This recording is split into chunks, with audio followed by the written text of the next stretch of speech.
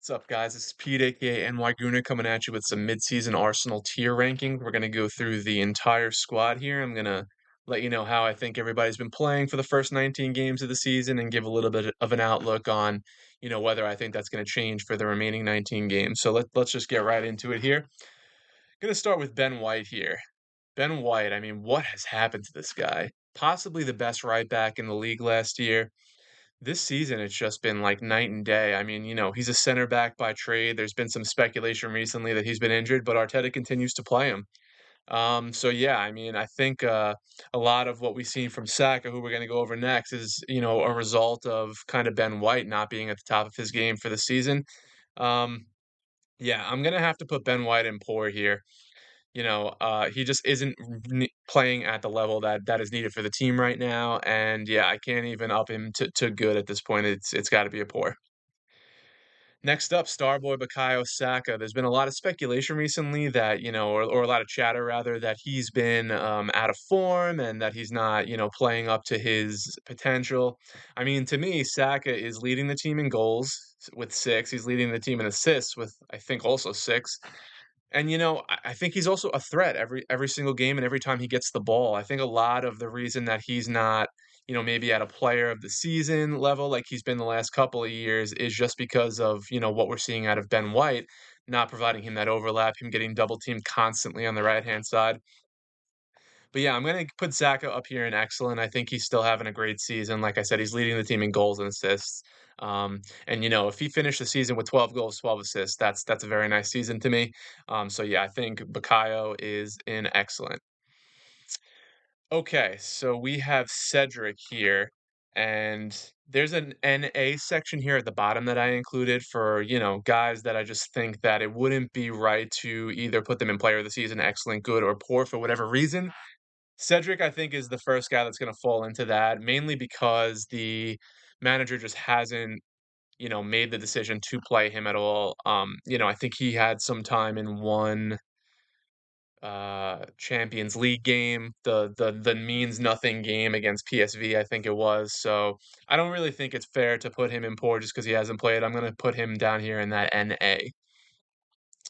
Okay, David Raya. David Raya came in obviously on a season-long loan for I think 3 million or 5 million or something like that, and we have a buy option that is most likely going to be triggered in the summer to bring him in on a permanent. So David Raya started a little bit slow. There was a lot of talk about him not being that much of an upgrade on Ramsdale, who we're going to talk about a little bit later in these rankings. But really, the last few games, he's really, picked it up. I think he's been quicker on the ball. He's one thing, is he's showing a lot more command of his box. I love that. That's something that, I think he's a better shot stopper than we've been seeing. At least the analytics will tell you that. And even watching him at Brentford, I thought I saw that. And he saved that penalty against West Ham, the one that got called against Declan Rice in those final minutes there. So I'm gonna put David Raya in good here, but I think he has the ability to jump up to excellent if he continues at the rate that he's been playing at for the past few games. Okay, next guy here is Declan Rice, and Declan Rice is a guy that has been probably our best player this year. Up until the last couple of games, there was talk about him being world class, which maybe he is, maybe he isn't, but he has certainly been our best player. I think he's really brought a lot of steel to that midfield, especially when he's had to play with Kai Havertz and Martin Odegaard for a lot of those games. So yeah, I mean, in my opinion, Declan Rice is the first guy that's going to go up here in potential player of the season. He has been, worth every penny of 105 million or however much we actually paid for him. I think he's going to continue to get better. I think you're going to see more progressive passing with him. I think if we do get Thomas Partey back at some point, I think you will see the best of Declan Rice because he's not going to have to babysit across the back line and helping out, our two fullbacks that have been out of form this year. So yeah, Declan Rice, player of the season level. Next up here, Eddie Nketiah. So Eddie is a guy who I've said in the past, I don't mind him coming off the bench. I don't think he's, really Arsenal level if we're gonna get, down to the nitty-gritty here, but I think he brings good energy off the bench. I don't want to see him starting games, and the fact that Gabriel Jesus hasn't been firing, is another reason why, having Eddie as your backup striker isn't super ideal. But I'm going to put Eddie in good here. I don't think he's been poor enough to go into poor. I mean, up until I think last game, he was leading the team in goals. But now, he's got 5 goals. So, which, the fact that Bakaya was leading the team with 6 just goes to show you everything that's been wrong with our attack this season. So, Eddie, I'm also going to put in that good level. I think he's been okay. Okay, Emil Smith Rowe, a guy that also hasn't gotten a lot of playing time from Mikel Arteta for whatever reason. I think when we've seen Emil, he's been pretty good. He's looked sharp. He looked really sharp in preseason as well, and in the England under 21 games coming into the season. So I'm a little bit surprised that we haven't seen more of him, whether it be toward the end of games or even starting some games here and there. When Kai Havertz wasn't firing and stuff like that. There's been some talk today in the transfer market that we are interested in Curtis Jones. I know some people are thinking, well, if you're interested in Curtis Jones, why can't Emil Smith Rowe play that same role for us? And I agree. I think Emil has more to offer this team. I know, he is a gunner through and through. He bleeds red and white.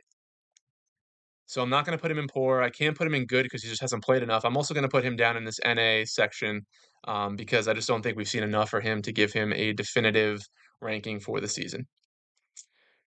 Okay, next guy up, Fabio Vieira. Fabio is a guy who is very techy. We brought him in last year for 30 million. He was a guy that Arteta apparently really wanted.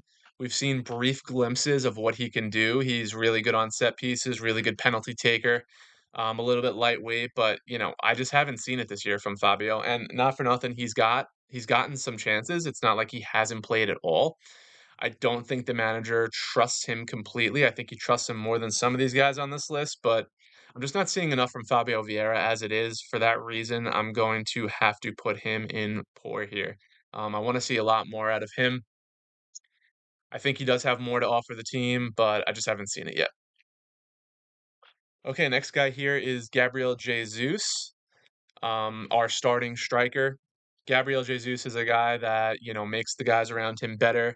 Up until the last couple of games against West Ham and Fulham, I would have told you that having him back in the lineup has really improved our attack, but we've kind of hit a stall at that point. But yeah, I like what Gabriel Jesus brings to the team. He's not a clinical finisher. We all know this. But I think I'm going to have to put him up here in good. I don't think he's been bad enough to put in poor, but I certainly don't think he's been excellent this year. I want to see the goal output, grow a little bit in the next 19 games of the season. I think he's got 3 goals this season. If he can finish with 10, I think that would be a at least decent second half to the year. Still not what you want from your starting striker, and I do think we need to bring a clinical finisher into the club. But yeah, Gabriel Jesus is going to go into the good section. Okay, Gabriel Martinelli. This is a tough one for me. I love Martinelli. I think he's super talented. I think he's got great pace. I think he's got great work rate. I think he loves the team. I think he's there to help other guys when they need it, especially, down that left-hand side of the field defensively. You see him, run back a lot to, whenever he loses the ball, he's running, he's running his head off to win possession back. Um, but he just hasn't been making the correct decisions. It's the same old story with him. The only difference he just doesn't play with his head up. The difference this year is we're not seeing the goal output either. I think he has 2 goals at this point, which is just not enough, especially when our starting striker is not scoring goals either.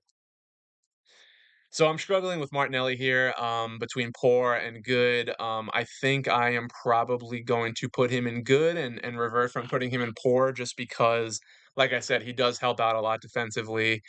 He always puts in a shift, which obviously is the minimum, but this is kind of like the average category right here. Just not poor, but not excellent. So I'm gonna, I'm gonna stand behind Gabby and say that because of what he does on the defensive side of the ball, I'm gonna put him in good rather than poor.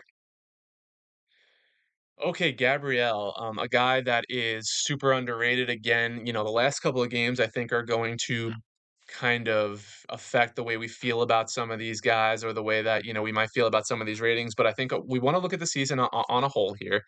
And Gabrielle's been really good this season. We all talk about William Saliba all the time, but Gabrielle is nearly as important in there, and the partnership has just continued to grow and grow. He's been excellent this year. They've probably been, up until the last couple of games, the best, defensive partnership or center back partnership in the Premier League. And yeah, he scores a goal here and there. I'm gonna go ahead and put Gabriel in excellent because I think that if we were to lose either him or Saliba, it would be serious problems for us. I know Kivior's been playing well, Kivior's the next guy up here, so let's just start talking about Jakub Kivior. So Jakub Kivior, we haven't really seen him so much at center back. We've been seeing him a lot at left back, and I think he's proven over that time to just not be a left back, right? No matter how much Mikel Arteta plays in there, he's not a left back. He's a center back by trade. That's probably where we're going to see the best out of him.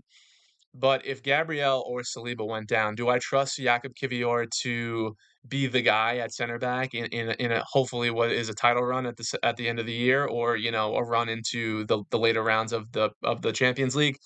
I don't trust him at this point. I like his size, I like his physicality, I like his techiness, but I haven't seen enough of him. And when I have seen him, at left back, it's not his natural position. So this is another one where I'm struggling kind of between good and poor. I don't want to put him in poor because I think he's being played out of position and that's through no fault of his own. But at the same time, that's the only place we've seen him. Um, Man, it's a tough one. Because he doesn't have the same track record in the team and, there's not much else that he's doing there, I'm going to put him in the poor section just because, what we've seen from him at left back hasn't been good. I know it's not his position. He's not playing himself there, but what I've seen from him, it just hasn't been good enough. So he's going to go down in poor. Okay, we have Jorginho here. He's played pretty sparingly this year. I think he's come in a couple of Champions League games. He's played here and there in the Premier League off the bench. A guy that's a good leader. He came in from Chelsea last year, obviously, we know. I haven't seen too much out of him. When we have seen him, he hasn't been terrible. So I don't think he's going to go in poor, but he certainly hasn't been excellent. So I think I'm going to put Jorginho also in the good section here, the good tier. Okay, next up we have Urian Timber, and this is a guy that we brought in obviously over the summer. In those couple of preseason games, he looked fantastic. I mean, everyone was so excited for Urian Timber. I mean, he really was looking like the best signing of everyone we brought in, even though he wasn't nearly the most expensive. You had Declan Rice and obviously Kai Havertz come in as well. And then he went down with that ACL injury, and we haven't seen him since. All indications are the rehab is going really well, but he's a guy that could have just super transformed our defense this year and our team. I mean, I was talking about in one of my previous videos that I think the most important thing for us to bring in this January window is center back cover in case Gabriel or Saliba go down. Urian Timber was playing center back at Ajax. I know we've seen him at right back and left back, and frankly, either one of which I think he could be doing a better job than Ben White or Zinchenko right now. But he can also give you cover in that center back spot as well. He could probably play defensive midfield as well if we're being honest. But since we haven't seen him this year, so, get well soon. I'm going to put him down here in NA just because he's been injured. And, it's not like there's a history of injury there. He's a young guy, so hopefully he comes back strong, whether it be at the end of this season or beginning of next season. I'm really excited for what we're going to get out of him. Okay, Kai Havertz. Obviously, he was a very controversial signing from Chelsea, was out of form for like 3 seasons. I know he scored their winning goal in the Champions League final, so there was always that he could hang his hat on, but he just wasn't, showed that he's not a clinical finisher, showed that he's kind of a moments player. He's been kind of that for Arsenal this year, started really slow, was getting just ripped apart by the fan base, and probably rightfully so. But, he had that good stretch in November and early December where he was scoring some goals and scoring some good goals. And I actually do like what, he does off the ball. I know that's not why we paid 65 million for him. But I don't think he's been poor. I certainly don't think he's been excellent. So I'm gonna put him over in the on the good tier as well. I would like to see some more out of him over the next half of the season. Okay, we have Trossard next. Him looking, with the goggles over there. Trossard, a guy that, was the consolation prize for us last January when we didn't get, the Ukrainian Usain Bolt over the line. But, he's proven to be a really decent player off the bench. I know he's been out of form recently, in the last couple of games, and we can say that about a lot of these players for those last couple of games. But Trossard, I think is a guy that's shown that, he's a pretty good finisher. He's pretty techy. He can finish with both feet, and he's a good option to have coming off the bench more times than not. So I don't want to see him starting too many games because he's shown that that's not really what, he's going to be, where he's going to be contributing to this team. But I'm also going to put him in the good tier. Okay, the captain, Martin Odegaard. So Odegaard had an excellent season last year. He was amongst the probably other than Kevin De Bruyne, he was probably the best attacking midfielder, like 10 type player. I know he's kind of like a roaming eight, but attacking midfield type player in the league. People were starting to consider him world class, but this season it's just been a bit tougher on him. I think a lot of that is not having, the forwards firing, obviously, but he has in the last few games, even when we've been losing, I think he's been playing pretty well overall. I mean, you've seen a lot of big chances created from him. He's showing those line breaking passes again. I would like to see him shoot a little bit more because I think he's got a really nice left foot, and a lot of times, he'll be at the top of that 18-yard box or even inside that 18-yard box in front of goal, and he'll opt to kind of lay it off to Saka or somebody else, and he just shoot more. I mean, he'll score goals if he just shoots more. So I'm kind I, I'm kind of debating between excellent and good here. I think if we hadn't seen the season that we did from him last year. He's got 4 goals and 4 assists. So I think if he finishes the year with 8 goals and around 10ish assists, that's a pretty good season. But yeah, I think I'm also going to put him in good rather than excellent, but it's borderline. I think I'm gonna put him in good though. Okay, El Neni. El Neni's a guy that we re-upped last year, I think on a 1-year contract. It's looking like, he's gonna be leaving for the African Cup of Nations. He's barely played at all, and it's looking like he might even be leaving the club in this January. So, because he's barely played it, I can't remember him playing at all. He might have played like 1 game. I'm gonna put him also in NA. Okay, we have Aaron Ramsdale. So Ramsdale was probably, given a raw deal here, was the Premier League. He was in the Premier League team of the season last year at goalie, and we know that David Raya is a guy that we had tried to get in the past, and that Arteta just loves. He's Spanish like Arteta, so there's that connection. And Ramsdale kind of got thrown to the side, and when Raya came in, we heard that there was going to be a competition there, but it's really proven to not be much of a competition at all. It's proven to be all Raya and not much Ramsdale. That being said, before Raya came in, I think Ramsdale was playing pretty well still. So I can't put him in excellent. I'm not going to put him in poor. I'm also going to put him in good. Okay, Reese Nelson. So here, this is a tough one. In my opinion, Reese has a lot that he can offer this team. I think he can cover at both wings, and I think he can do so at a decently high level. Maybe not high level, but at a decent level. I think he's shown that in the spot starts that he's gotten, and when he's come off the bench. He obviously had the big goal against Bournemouth last year. But for whatever reason, Arteta just doesn't seem to trust Reese. So he's not playing as much as I think he should. When we have seen him, like I said, I like what I see, but I can't put him in excellent for that reason. I'm not going to put him in poor. He's also going to go in good. Okay, Thomas Partey. So this one is a bit different than the Yuri and Timber one. I put Timber down in NA because he's injured, but and I know Partey's been injured as well, but we know Partey gets injured all the time, and yeah, I mean it just becomes the same story over and over again with Partey. It's getting very frustrating.